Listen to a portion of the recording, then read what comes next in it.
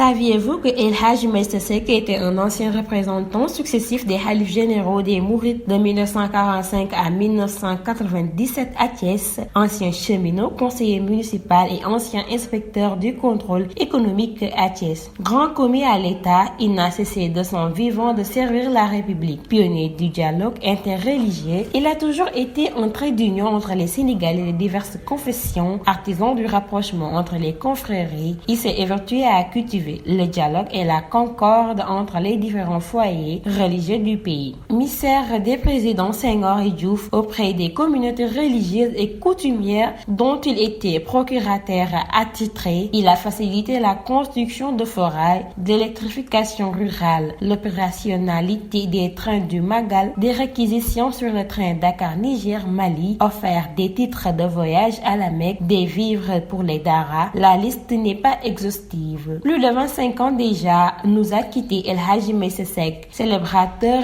invétéré du dialogue interconfrérique, organisant des visites mémorables de Serigne Abdoul Aziz Sy Dabakh et de Cheikh Ahmed Tidiane Sy Al Maktoum auprès de Serigne Fallou Mbacké, Serigne Abdou Lahad Mbacké, Serigne Abdou Khadre, Serigne Souhaïbou, Serigne Saliou ainsi que Serigne Mourtada, etc.